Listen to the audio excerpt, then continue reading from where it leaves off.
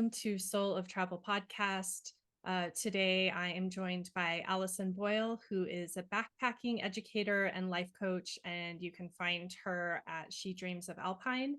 And I'm so excited for this conversation because I've been following you on Instagram for a while, and I love your posts so much, and I love the content and the education that you create. So I've been anxiously awaiting the conversation and happy to have you here today, Allison. Yeah, thanks so much for inviting me to be on your podcast. Thank you. We're both in Colorado for our listeners, and today we're getting snow.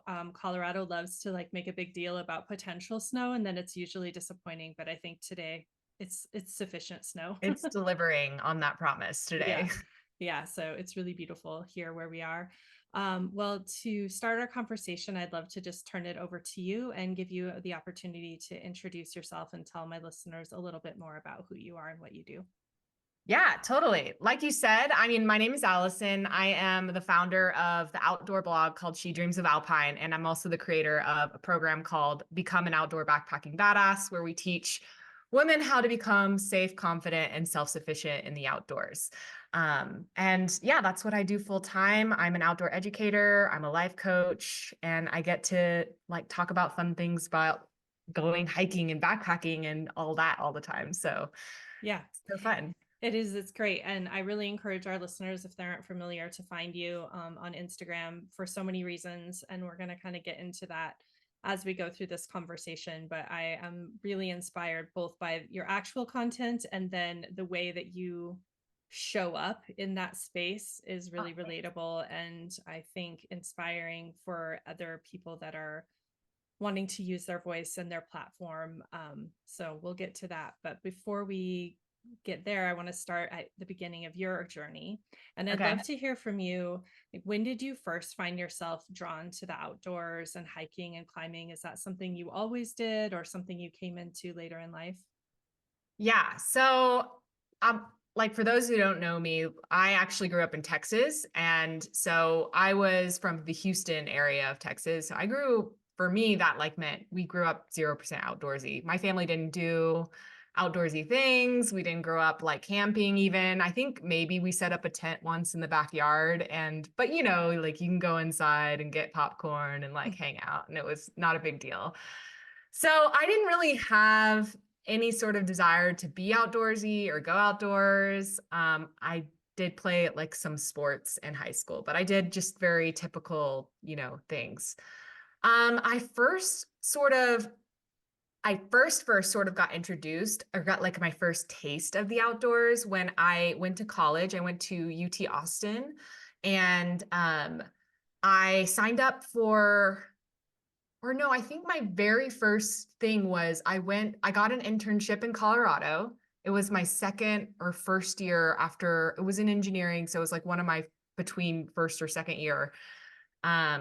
And they stationed me out here, and I remember Colorado was the epitome of outdoor things. And I was like, wow, so cool that I'm here. I'm going to do some outdoor things, while I'm having my internship.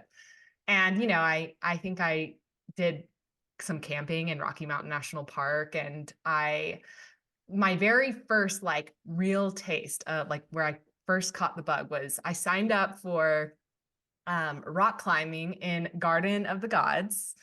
And I signed up for a guided experience. And I remember in my mind thinking about it in almost the same way you would think about signing up for bungee jumping or skydiving. This is a once in a life experience that I was going to have, outdoor rock climbing. And in my mind, that was sort of something only professionals did. And then you went and got guided by professionals. But when I went, it was so fun. And I remember bugging the guide all day. I was like, so how does this work? How do the bolts get on the rock? How does the rope get up there? Who does what? And I asked him all the questions. And me and you were talking about this a little bit earlier, but I kind of went away from that experience and didn't do much with it. I went back to college and finished up, in Austin, and I did a couple things here and there, signed up for a couple trips my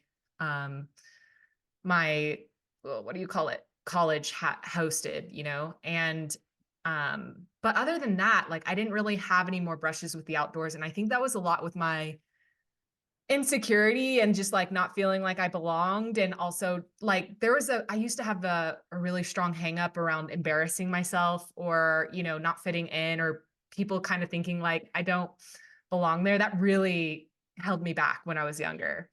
Mhm. Then my big kind of step into it happened when I moved to California for my first job. And that's um, also around the same time I got divorced because I got married around 19 and I got divorced like a few years later. And so I was going through this divorce. And it was like for me, I entered in this like year of yes. Like I just wanted to be a different person than I had always been. I wanted to say yes to the things that scared me because I was scared of everything. It felt like I was scared of everything. I felt like I was shy all the time and I wanted to not be shy. I was just trying on like a different set of clothes. I was like, I want to see how this feels on me instead of like just only identifying this one way.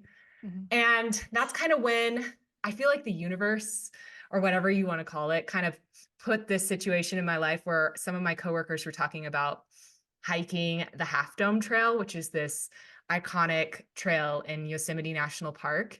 And I happened to be listening when they were talking about it. And I was like, oh, what's that? And they told me all about it. I had never heard of it. I kind of knew what Yosemite was.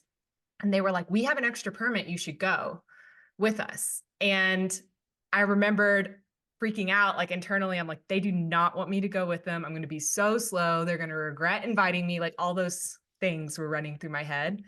But then also I was like, but this is your year of yes, Allison. Like you're doing the scary thing.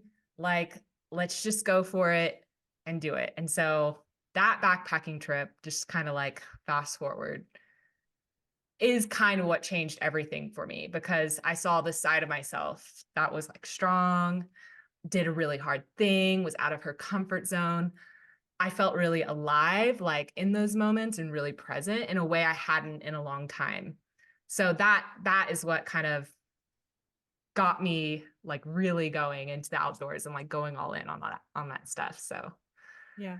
I love hearing the way that you perceived yourself at that time because it's so different even before we were just hopping on here than my perception and why I wanted to speak to you because I was like she's so confident, she's so bold in how she shares and shows up online, and I'm like she just seems like such an inspiration for people to overcome all of the things that you probably have overcome to get to this place. But it's I think always helpful, especially when you end up following someone on social media, to know their backstory or to not fall into the trap of believing that that's where they started.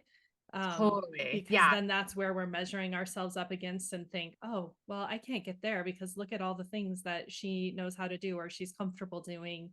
And Yes. and then we're that person saying, oh, they just invited me because I was sitting here, not because they actually Yeah. want me to go. Exactly. Like I'm always telling my clients, I'm like, listen, there's no stupid questions. Like I have been there and I have been scared. I'm actually like sometimes, why am I such a fearful person? Like, why do I have so many fears? But now I'm kind of seeing like that has served me really well into like where I am today because I have learned how to overcome them and or not even overcome them but work with them more than just overcoming because I kind of think like you don't reach this point ever where you're fearless in any of these things, but you learn how to be more courageous and more confident as you go. And so I think that confidence that you see now in me, a lot of that has come from the trail, like me getting and growing that confidence outdoors has really had like, and I tell my clients, like, it can have this ripple effect on your life and like how you show up. So, yeah. Mhm.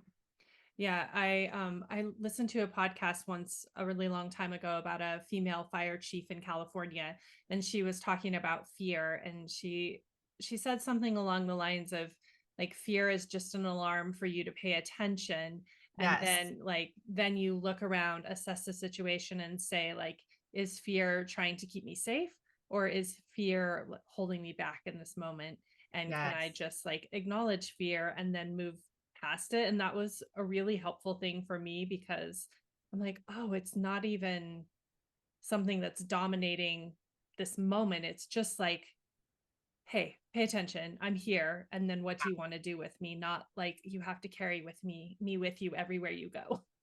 Yes, totally. I have so many thoughts on this too, because I think about fear a lot and I'm like playing around with fear this year in a new way with some of my climbing goals that I have. But I was just thinking like what you said, it's so true.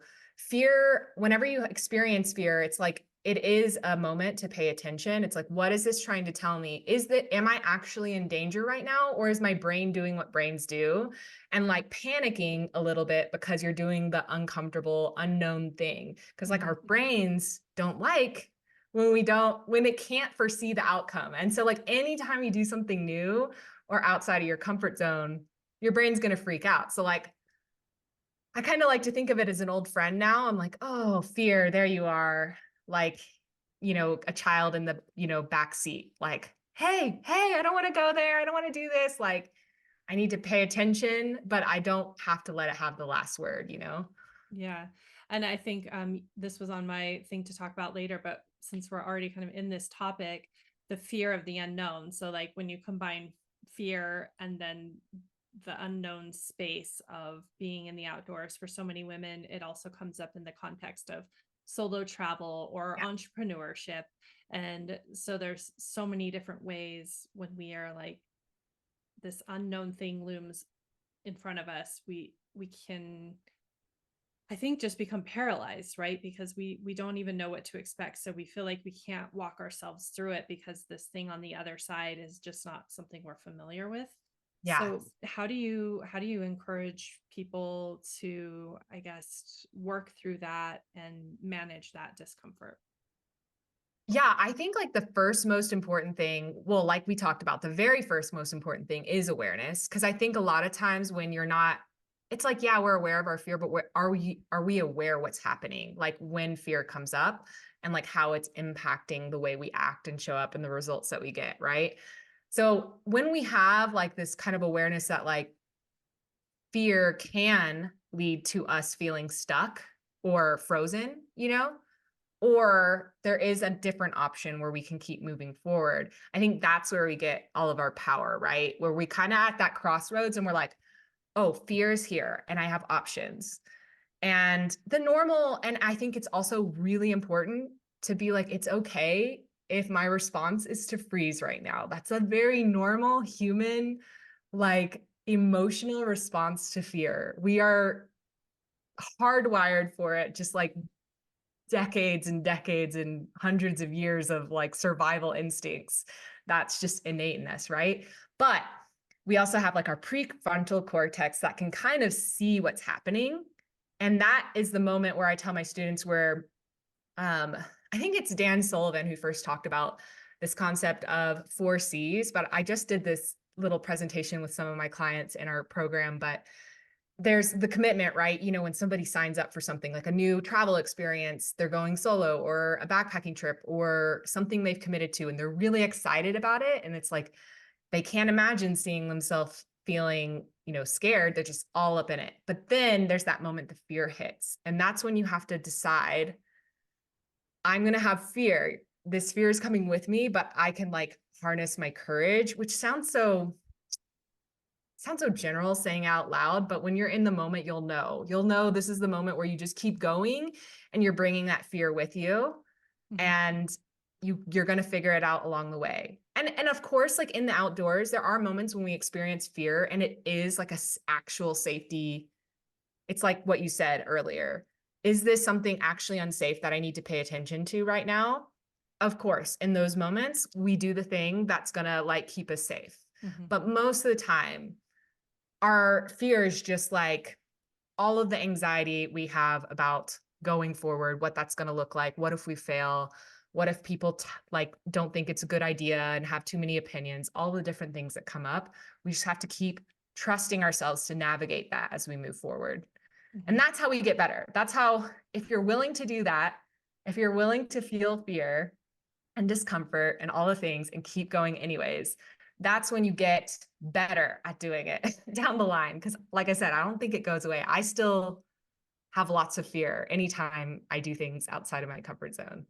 Yeah, So I think that's really powerful to mention too, because I think we also, in our own mind, think I'm still doing this thing where I'm afraid. I should have overcome this by now. And, Yeah.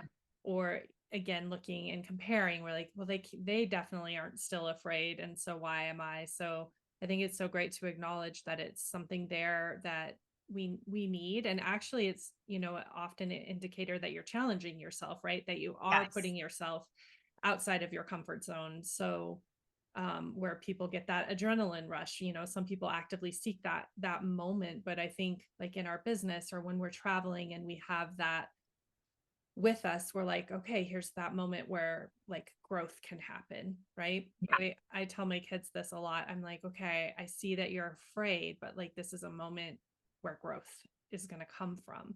And it's Yes. okay if you say no, but if you say yes, like you're going to be one step further ahead than you were in this moment. And so I think, yeah, we just have to really examine our relationship with fear.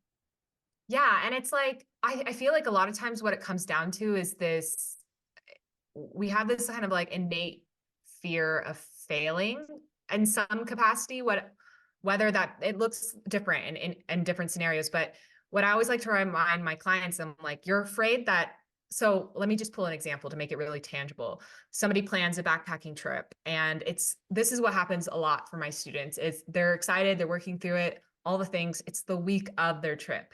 They're getting ready. It's like it's real, like it's happening this weekend or something. And then they get this pre-trip resistance, this feeling of fear, like all the things come up, all the things that could go wrong start flooding their brain, right?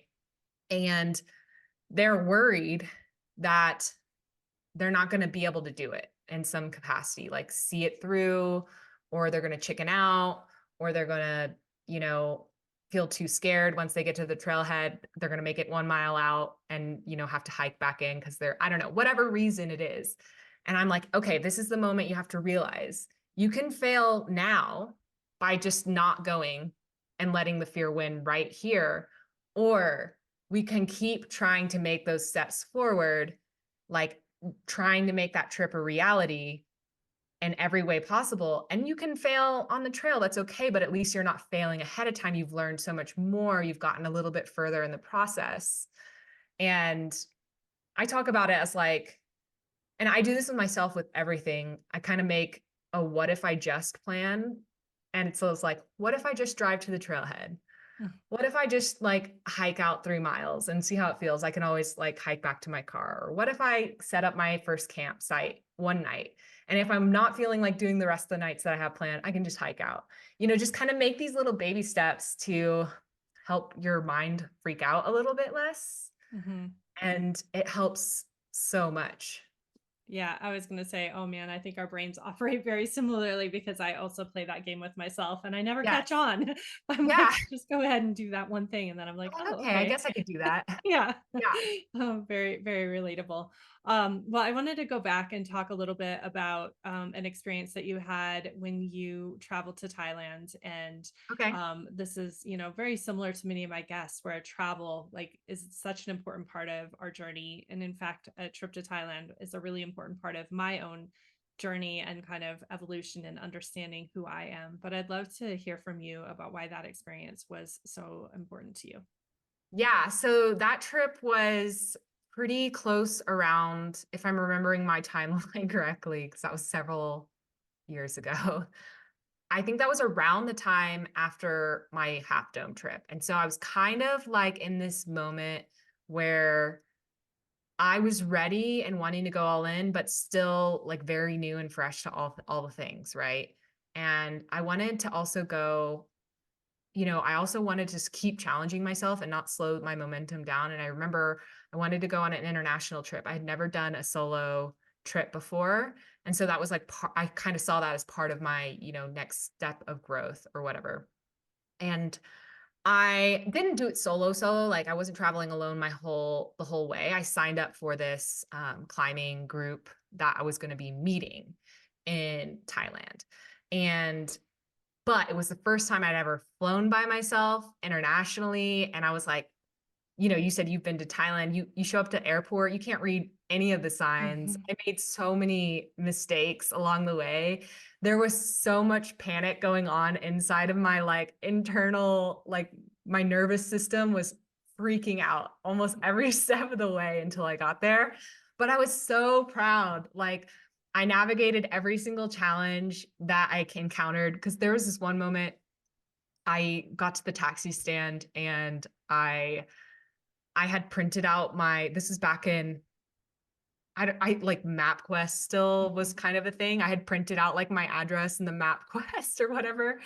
And I handed it to the taxi driver and I realized that it was all in English. And I was like, oh my gosh, I did not think that went through. And that paper went around like 40 different drivers. And then finally one came up to me and he was like, just get in the car. And I was like, this is how I die. That's how I was thinking. And it was a 40-minute drive to the hotel I was going to. And I thought for sure, but they were very great. It was totally safe and it was fine. But I remember thinking that. But yeah, that trip was really monumental for me in the way, again, the way that I saw myself, the way that I knew I kind of started forming that belief was like, I can handle anything. And that is a really strong like thought to have about yourself. And I kind of really got to solidify like no matter how scared you are, like you can handle anything. Just like breathe, like think through it, like you're smart, you've got this. That trip really broke through that for me. And then once I started kind of building that belief, like the climbing in Thailand and that whole experience and meeting new people, it really opened up a lot of what travel could be, which in the past had mostly been with parents and like, you know, my ex at the time. And always in that, you always had your safety net, you know, when you're with those people. But when it was with myself and with new people, it was just me navigating the world. It felt like free fall sometimes, but it was cool to know that that can change you. And it was the first time I had really opened myself up to like that much kind of unknown. Mhm. I don't know if your experience was sort Yeah, of, I love it. And I just was thinking, even the airport, I was like, if I even make it out of this airport, it's going to yes, be insane. And I remember walking and like kind of right after you get your luggage or whatever, and you're going out to where all the drivers are. And this was a long time ago, so I'm sure it looks completely different, but there's like these huge glass wall and it's just like sweating because of the humidity. And yeah, I'm from like Montana and Colorado, so one, that was bizarre to me. I'm like, the walls are like wet. This is bizarre. And there's like insects and stuff, and then just so many people. And then, we knew that we didn't need a driver or anything because we had booked a hotel. I went with a girlfriend, and we went for 6 weeks, and we only booked one night. The first night, we're like, we just need to know where we're going when we land, and then we'll figure it out from there. And then we got outside, after telling everybody like, no, no, no, no, no. And we saw like, it looked like 200 lanes of traffic between us yeah, and where our hotel was. And mhm. I was like, oh no. Okay. I thought the airport was hard. This is impossible. And then we Yeah, just it's stood there for wild. like 10 minutes watching other people like cross the road, right? I feel like this has been in movies too. But then, we did that. And then we got to the other side of the road, and I was like, oh, we did that. Like, and like you said, it's like we did that, we could do anything. And then like there were so many things that we did on that trip that were probably on the border of I'm not sure how wise. And I like really Yes, became so much more confident in my ability, or just even my ability to actually talk to fear, right? And be like, okay, we're doing this thing. Like, we can't not cross this road. Like, all of Thailand's on the other side of this road, right? yeah. What am I gonna do? Like turn around and go back into the airport? I mean, I guess I could. That's an option. Yeah, But yeah, I'm gonna make some steps forward first and see how it goes. yeah. So it was so good. And really after that, that really did change like my identity. And it also really changed how I saw the world. Like, I really fell in love with the possibilities that the world held. And Yes. so that was the other thing, is that I just knew if I could push myself, I got to experience these things that are just unimaginable. Yes. It's like there's so much waiting for you to experience in life that is outside of your comfort zone. And it's just such a shame to think like I sometimes think about like, what if I had never said yes to the backpacking trip or gone on those things? These little moments really opened me up to like the possibilities of life and the experiences that I've gotten to have, like my human experience and the emotional human experience as well. Um, and it makes you be able to, do new things that you've never done before, like entrepreneurship, you were kind of alluding to earlier. Like it prepares you for that. Mhm. Yeah, Yeah. it's so important. I think whenever anybody asks what is one of the most important things you can do for pretty much anything, I'm like, go travel somewhere because Yeah. it's just going to teach you something that I know you'll need in the future. Like it's such an important, I think, experience in our own growth.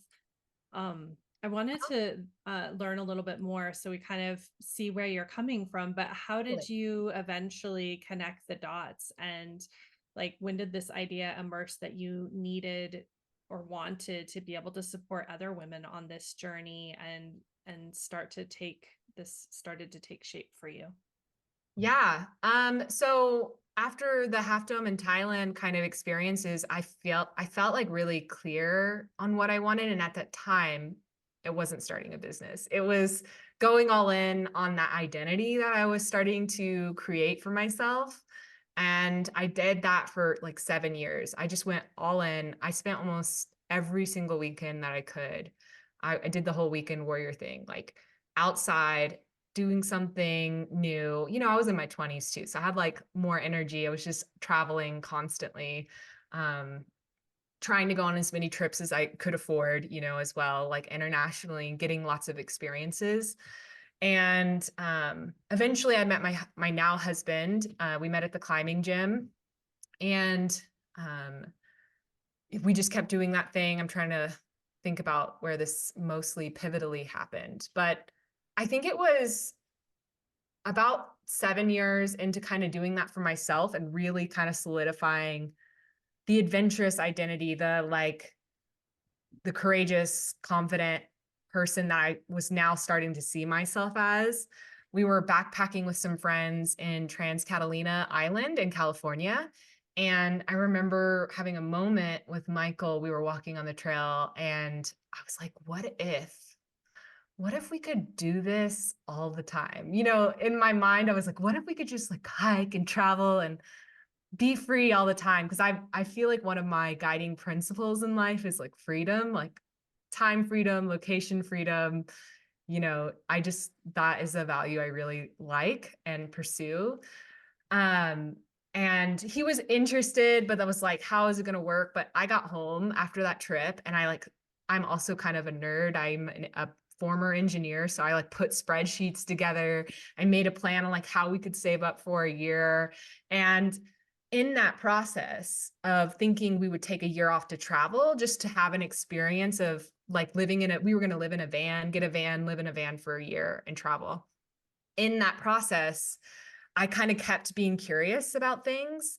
And that curiosity of taking a year off led me to like listening to lots of podcasts, like Tim Ferriss podcasts. Side Hustle School, I think, was another podcast I listened to. I was like checking out bloggers like Pinch of Yum and Barefoot Theory. And I was getting all these ideas of maybe I'll start a blog and like make some extra income while we're on the road. Like that would be cool. And then I can share my adventures. So that's how She Dreams of Alpine was born. It started off as a blog and a way of kind of supplementing our income while we were taking a year off to travel, or we were planning to. And as I was building that, um, so we saved up for like a year and a half. As I was building the blog and getting that going, I had another idea. I was like, it would be so cool to be able to create a program that's geared towards women that is like mentorship in the outdoors, like something I didn't have. Like I had to learn a lot for myself and kind of get scrappy. And, I'm really good learner. So like I did a lot of research, put things together, how to feel safe and confident myself. But I felt like the people I only backpacked with were dudes. And so a lot of my mentorship and their advice I didn't always love because there's just like a different energy sometimes with guys and the way they push is not the way that I would like to handle certain things. And I started noticing like that's a really big opportunity, is to provide mentorship to women by women who understand where you're coming from, where all these fears are coming from. So the Backpacking Badass program was launched, first opened in April of 2019. And that is the same month I quit my full-time job. And then we hit the road full time from there. So that's kind of how it evolved. And I always like to explain it to people by like just following my curiosity, because I didn't really have this grand plan for the business that you see that I have today. It really just started with like one little idea, led to another little idea, led to another little idea, Mhm. sort of thing. Yeah, I love that. And I, even as you were as you were telling me that, I was thinking that already. I was like, oh, it's so great how clearly you're telling everybody that it started here and then it was like this and then this, because again, going back to the, when you see this final version Yeah. of somebody, that's, you just have them starting and ending in that same space. You don't really see the full journey, which is why I have felt this podcast has been so important, because it's, I don't know why we do that, because we all know that we didn't start where we are right now, right? But when we see No. someone, we're just like, that's it, that's the goal. And I can't get there. And you're like, no, Yes. because you have to take like 300 steps to get there. And Totally. so those parts are also important. So I really love that you did share that. And just to follow the curiosity, I think is so important as well, because so many of us have these like these things that we're really interested in, and we just kind of like look at it and set it aside, and then Yeah. we're like come back to it and we're like, oh, I really love this thing, but and we set it aside again. And I think after having so many conversations, it's like when women pick that thing up, or I speak with women, probably men do this too, but Yeah. and they're like, yeah, this is the thing, and then they start to figure it out. That's like, that's when they do the thing that has the most impact to themselves, the most impact for other people, the people that they work with, because it's the thing they were supposed to pick up. Yeah, totally. And it's like, I trust, I feel like I trust right now. Now I do I have a, like the benefit of looking backwards now. I'm like, I trust curiosity so much now that it's like a really big red flag for me. If something keeps coming up for me, Mhm. I'm like, okay, I'm paying attention. Like, I'm going to do something with it. You can't all obviously do every idea out there. Like, you do have to have some focus sometimes. But I love, I don't know if you've ever read Big Magic Mhm. by Elizabeth Gilbert. I love her. I love the way that she talks about like ideas and curiosity. And she talks about how they seek the most available collaborator to like bring them to life. So I love thinking about ideas being alive, and like they came to me for a reason because they thought like I would be great to bring them into this world. And so like Mhm. I really like to trust that, because we all have a little bit of imposter syndrome, even though I had been, backpacking and hiking and mountaineering and climbing for like 7 years. When I had the idea to create the Backpacking Badass program, I'm like, who am I to do that? Like had all Mhm. this self-doubt.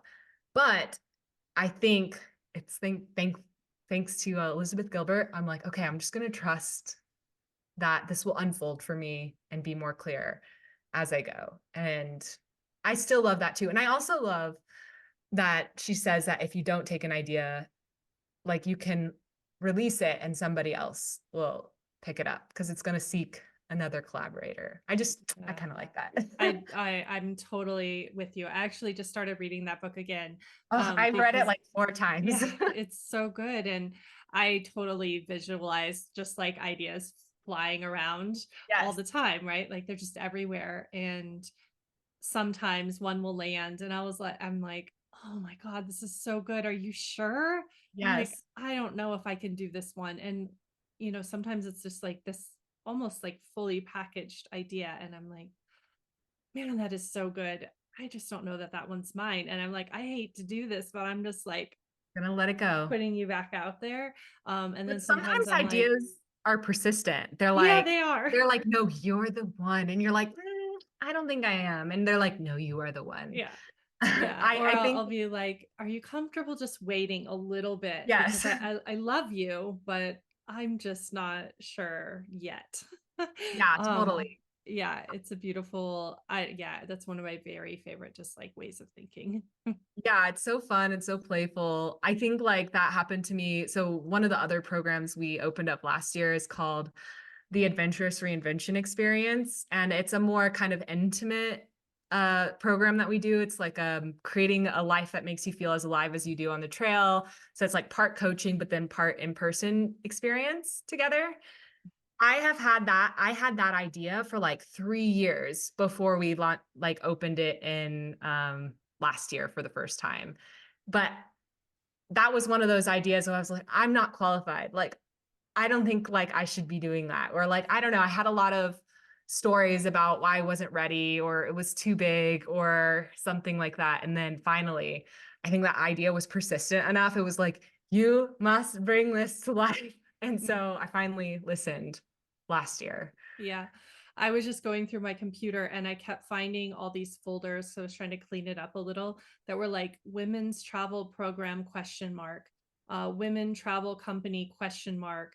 And then then there would be like it would be like named and there'd be a few more things. And I'm like, how many times did I try to do Yes. this before I did it? Like I almost didn't even remember the fact that I kept like when I actually launched Lotus Sojourns, to Yeah. me it was somehow like the first time I ever tried it.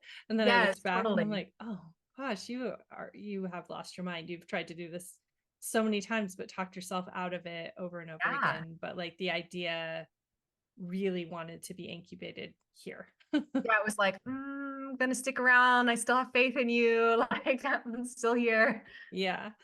Well, I want to talk about, and we're going to jump like from one of my favorite authors to another favorite author, Okay. interestingly, but I talked a little bit about your social media and your content and how much I love it. Also, it's really valuable content. I mean, everything from like gear, what you would expect, but like permit processes and all these things that are going to maybe be that thing that stop you, right? You're so Yeah. good at just being like, here's the information you're going to need to take that next step. And I think many women have a hard time showing up on social media, showing up in that way in their business to create content.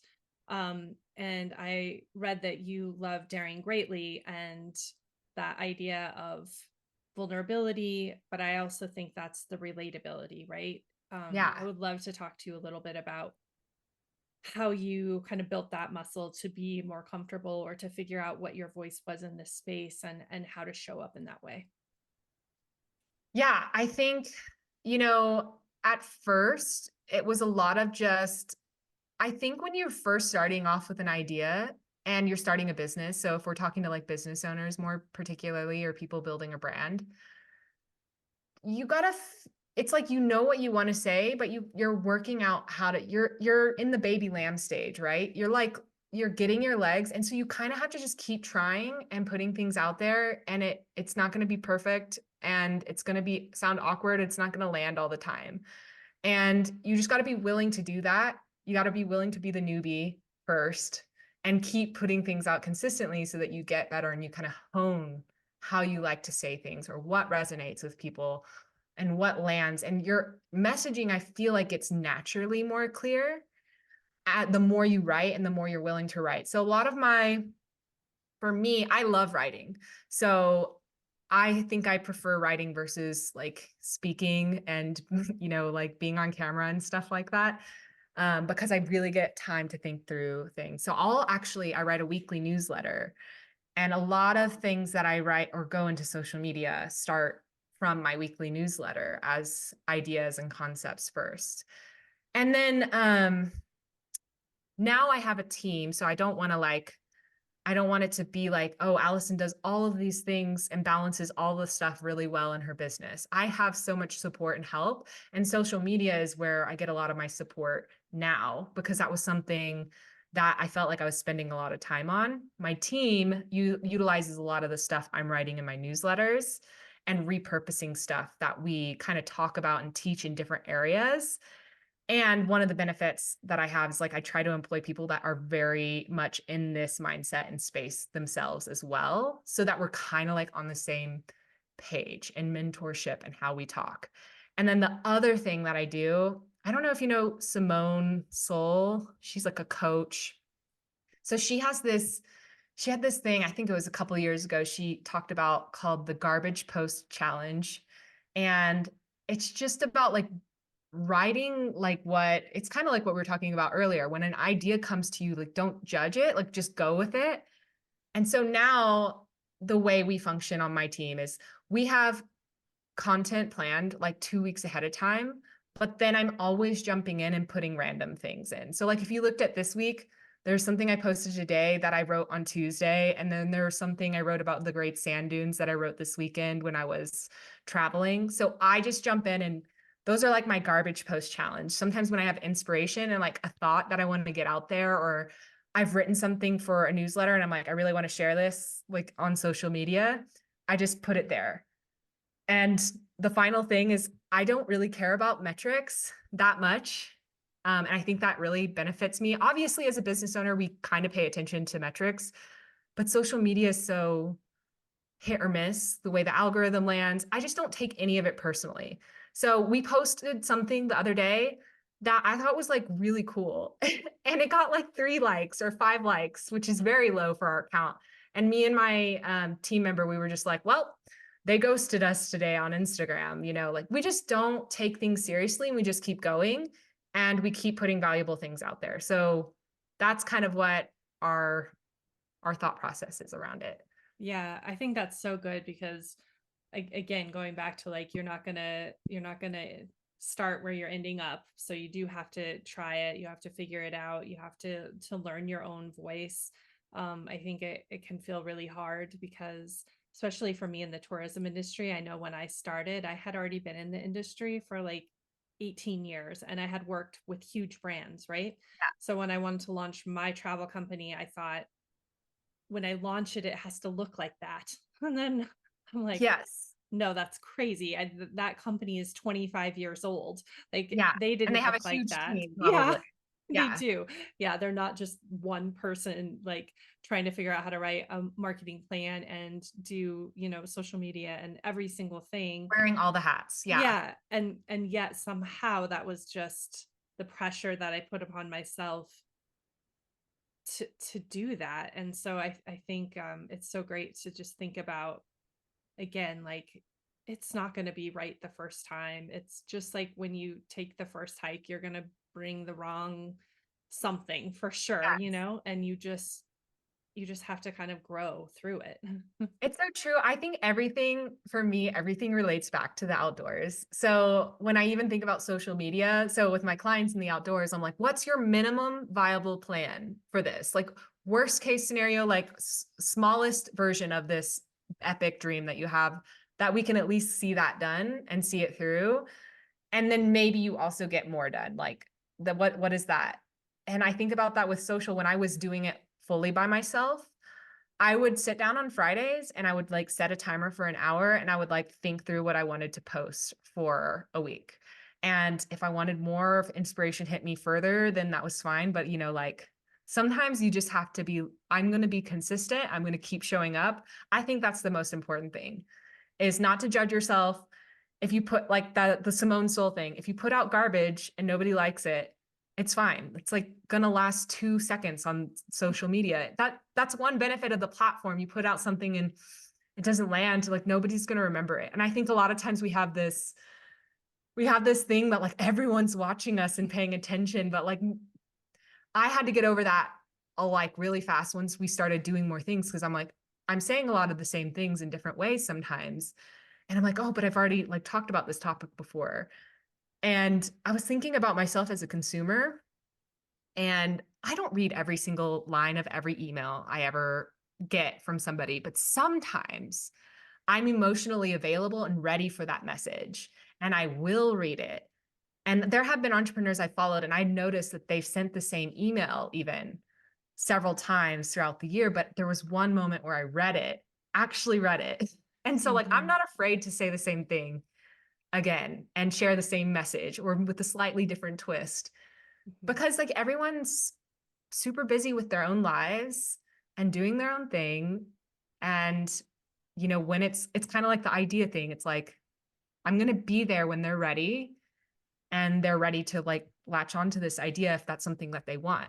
And otherwise, like, it's fine. I'm not going to take it personally, you know? Yeah. Oh, it's so good. Like, that's so good, both in giving yourself the permission to show up because we think, 8 billion people are going to see our post and, Yeah. two do. And there's like both the good and the bad of that, right? 'Cause sometimes you put your whole heart into it and you want all the people to see it, but at the same time, like, it's just not the reality of things. But again, we have a hard time, I think, seeing the truth in that. And then just also knowing that things will land for people when they're ready, and when they start seeing the same post over and over, like, that's them getting that message, right? Like, you do Yes. maybe need to tell them that thing 3 times, and then they're like, yeah, I need to do this. This is the thing I've been wanting to do. I'm so glad that showed up again and Yeah. reminded me. And so I think, especially when we're really wanting to inspire people and work with people and help them through things, like, it takes that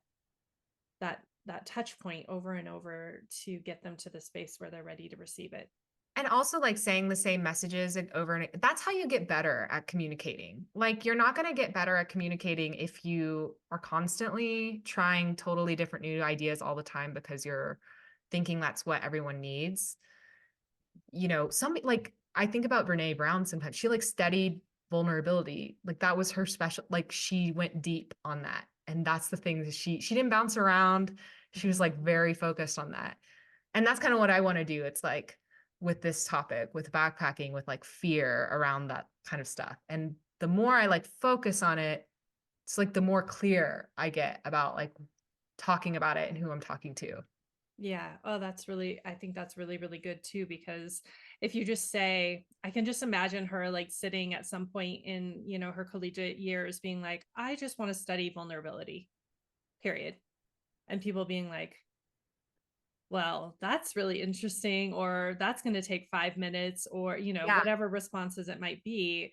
And in fact, like, as we all know, anyone who's fans of her know, like, it's been this incredible process, and like, it's opened up so much for so many people. Like, I'm sure in a way she never understood when she first like saw her little rock that had vulnerability written on the bottom, and she was like, Yes. okay, I'll go with it. Yeah. um and so I think, like, in business, people will tell you to niche down, or in storytelling, or in connecting with your audience. And then at the same time, it also feels like they say, but don't leave all of these people out. And so you're like, how do I both like really narrow down and not leave people out? And I get this a lot too. Like, you really only want to talk to, women at this point in their life that want this kind of travel experience. And you only want to go to these kinds of places, and you only want to have these kinds of experiences. And I'm like, yeah, that's all. And they're like, but what about this, and this? And I'm like, yeah, but that's somebody else is going to do that really good. That's someone else's like thing that they fly by and grab. And it's just not my thing. But I think it takes a while to like step into that. Yeah, totally. And then when you're really clear who you're talking to, I feel like you're going to have more passion and more like depth to how you're talking. And what I've found is like, we teach beginners, right? We're not like usually seeking out people who are totally confident and self-sufficient and really good on the trail because they probably won't benefit as much from going through a program like ours because they're already there, right? But it's so fascinating. We focus on helping people who are brand new or like getting started or want to be self-sufficient or want to go solo. That's kind of our messaging for with our outdoor education, but we still get people that want to join in because we're so clear on that and like how we talk about fear and all these different things. We still get people in all different walks joining us, like even people that if they had talked to me before joining the program, I'd be like, you probably don't need it. But then they'll join and they'll be like our best, ambassadors inside of our community. They'll be lifting up everyone and be like rooting them on, and they'll have learned some things to themselves. So it's really interesting how focus actually still, I don't feel like you end up actually excluding that many people. Yeah. That's so great too. And I think even people that maybe, like you said, if they've been hiking forever, but their story and their experiences, like maybe where you started with, maybe it was more a masculine dominated space, or they never Yeah. felt that support, and now they see that. So they might have all this other experience, but they've never experienced that, and that's what they want. So like you said, then they drop in, and they're a huge resource in all these other ways, but they're still learning and growing. I know for myself, I love finding spaces like that too, where I'm like, no, people will be like, I don't know if you need this. And I'm like, I don't think you know what you have. Actually, I really need this. Yeah, I totally. understand I have these other skill sets, but the way you're talking about it is the way I want to experience it, or the way I want to learn about it. So it still has so much value to me. Yeah, or sometimes there's just like one thing that I'm like, that is like for me worth the price. Hmm. Like or I think it's so important, like who you surround yourself with. So sometimes I'll join programs because I want to be in the room with the kind of people, because we work from home, right? I'm Hmm. sure, I think you do too, Yeah. right? Yeah. So I don't like work in an office anymore and get to be around people. And so like who I'm surrounding myself is limited unless I create that for myself. And so a lot of times I'm putting myself in rooms where I'm going to be challenged to think a little bit bigger, or like in a certain way. And that's really valuable to me too. It's just the energy of the women or the people surrounding me as well. Yeah. Oh, that's so good too. I'm like everything. I just want to put an exclamation point at the end Yes. of Yeah. everything in the conversation. Well, we're just about at the end. This has been like, I knew I was so excited for the conversation, but also it didn't disappoint. This was our own like big magic Yes. moment. Like it finally happened. So I'm grateful. I have a few rapid fire ish questions Okay. to end our call, and then I'll have you let our listeners know where they can find you if they're interested in more about your program. Great. The first question is, what are you reading right now? Ooh. So I'm reading, it's totally not like the big magic realm. I'm reading Iron Flame. Do you Mm. know what that is? Yeah, I almost picked Okay. it up to take on spring break actually, because I was like, "Ooh, this looks very interesting," and like it might be nice to just read a book that's fun. Yeah, so I am not, this is not usually my genre, or at least I thought it wasn't usually my genre, but everyone kept talking about Fourth Wing. And I was like, you know what, I'll just pick it up at the library. And so I got it at the library and I liked it. And then Iron Wing is the next one. So I guess I'm into like dragons and like fantasy stuff. So I didn't realize that about myself until this year. Curiosity led me there. So Yeah, well, I read all the Hunger Games, and I've read some other ones like yes, the that. Hunger So Games are great. I was excited. There is one that's called When Women Were Dragons, which you Ooh. might really like because it's got the dragon element, but it has this really cool, like, feminist edge to it as well. Yeah, I've been like really in a kick lately the last year where I am learning and doing stuff so much that in the evenings, I really just want to read for fun. And so I've actually been just really focusing on fiction lately, and I have hardly read any nonfiction in the last year. Yeah. So that's just I where I'm did at pretty currently. much the same thing over the last year as well. I was like, man, I just I need just need to, joy. yeah, I did definitely. Yeah. So I relate. What is always in your suitcase, or for you, probably in your backpack when you travel? Ooh. Let's see. Man, I'm pretty minimalist. I mean, I'm the kind of girl who will pack like 4 books, even though I'll probably only read one of them on my trip. So that's a fun fact for me. I'm getting better at it, realizing that I never really read 4. But there's something about a physical book too. It's just I can't switch over to Kindle very easily. And even backpacking, I will bring Kindle on backpacking for the weight though. So Yeah. that's probably something I always like having. I always like having a book to read when I'm on long road trips. I like having an Audible that I don't know. Yeah, me too. I've always enjoyed it. And I will bring my Kindle, and then I'll be so sad that I don't have a book, and then I buy one anyway. Yeah, that would be like if I were traveling and not backpacking, I would want a physical book. Yeah. Yeah. To sojourn is to travel somewhere as if you live there for a short while. Where is some place that you would still love to sojourn? Uh, can you say that again, the beginning? To travel somewhere as if you live there for a short while. So Okay. really immersive. Um, I really loved New Zealand.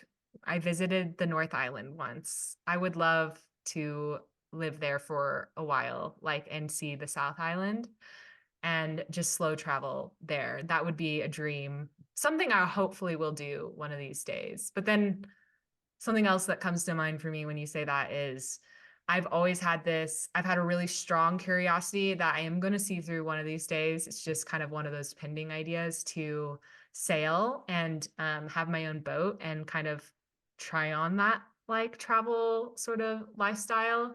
It's very adventurous, but scares kind of the crap out of me a little bit because there's a lot for me to learn. And that's kind of why I'm drawn to it. So that is probably one that's been on my heart. Like I consistently think about, oh, when am I going to get a boat? So Yeah, as you sit in Colorado.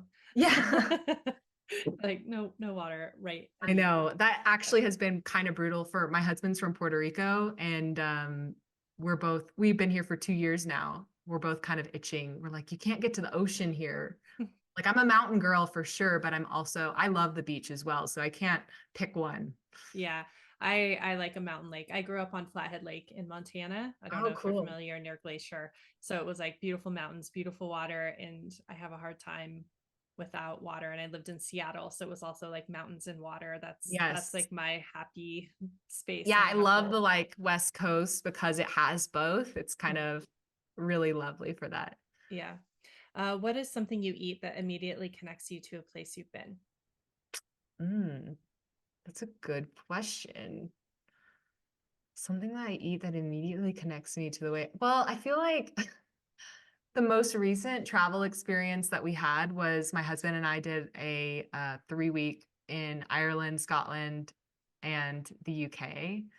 So, and it's been winter here lately. So I feel like anytime we're eating really like home homey kind of food, like mash and like steak and fish and chips. Fish and chips for sure bring me back because our first time in New Zealand, we had the best fish and chips in our life. And I feel like we've been chasing that feeling for the perfect fish and chips since been to New Zealand. We haven't had a better experience than when we were there. Mhm. Even in like Ireland and Scotland, like and UK, still New Zealand had the best. That's probably a better example. That's something we think about a lot. We're like, is it as good as that one time we had it in New Zealand? Yeah. But yeah. I love when it's that obscure dish that you kind of know this might be the once in a lifetime moment, or it's even something so simple that you just know it's because of the place. That's why it's so good. Oh, yes. And that just reminded me, like, I was like, I've had so much good food abroad. Why am I only thinking of just like very generic kind of dishes? But there is this dish, this most simple thing and mind-blowing thing I ever had was in Singapore. My friend her husband's from Singapore. We went there for her wedding, and they took us out to get breakfast one morning, and it was like toast with this what's it called? Kaya butter. It's like this sweet coconut jam or something, and it's served with coffee and it's served with like kind of a runny egg. Oh my gosh, I dream about that breakfast all the time, and every time she goes to Singapore I ask her to bring me back like jars of kaya butter because I don't know what it is, but I like love that combo. Yeah, that even reminds me of eating toast that's grilled over an open fire on the street when I was in Thailand. And you're like, what did they put on this? Yeah, you're That like, this is why is it so good? It's so it's so simple. good. Yeah, you're like, it's really just bread. But sometimes Um, the simple meals are like the best. yeah. Who was a person that inspired or encouraged you to set out and travel the world? Ooh, you know what? Okay, I'm sure there was somebody. I feel like I had a lot of like as far as, people close to me in my life, there was a lot more. I'm thinking maybe in terms of outdoors. I had a lot of like more, are you sure about this? It's not safe kind of messaging from people who were close to me in my life. But I will say like one nice thing that my parents gave me when I was in like high school was they did travel internationally some. So I'm really grateful to have those experiences with them to kind of see different cultures, experience what it's like to fly internationally to places that don't speak the same language. Um, so yeah, I can't think of that's not a really great answer. I can't think of one person in particular. I feel like a lot of what moved me forward was myself in the that period of time, just wanting to be different. Like I'm sure that there was somebody, I feel old now. I'm like, that was like 10, 12 years ago now. I don't even remember. Yeah. No, it's okay. I did an interview one time, like a solo episode, and I was like, I'm just going to answer all my questions. And I was like, I don't have, I'm like, I don't even know how I would answer that question for myself. Like, I felt like it was just all these times reading like National Geographic or Yes. just like being so curious about the world that I just knew I had to get out there, but I couldn't think of a person that was like, go. There are totally people now, like people along my journey have inspired me, like people to start my own business. You know, Barefoot Theory is like another blogger. She gave me a lot of courage in starting something in the outdoors in my business.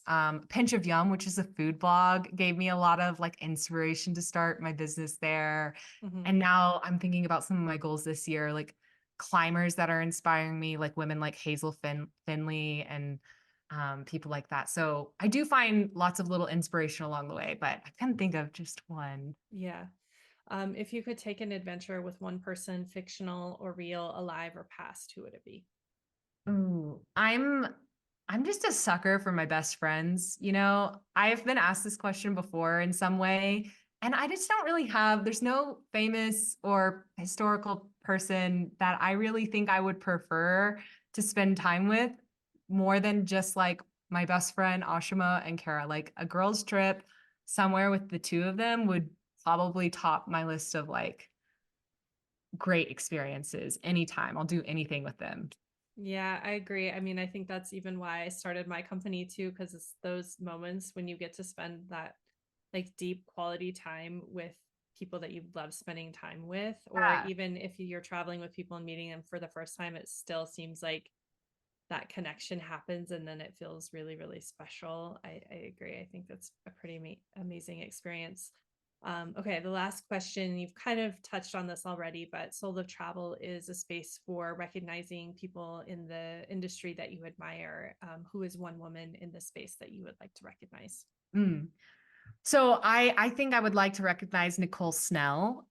She is one of our we partner with her a lot because she's doing really great work. So she teaches self-defense, and I mean her company is Girls Fight Back, but she also does spins on it. She teaches self defense generally, but she also teaches it in the outdoors. And I think like the work that she's doing for women to feel confident in going solo, and especially like solo traveling, solo trails, like that is super important because one of the biggest fears we have as women and women coming in are like, what if somebody tries to hurt me? And what do I do in those situations? So I think that's super important work that she's doing. Yeah, I agree. Thank you. Thank you for mentioning her. And thank you for this conversation. Yeah, I really, thanks so much for really having loved me. it. So thank you.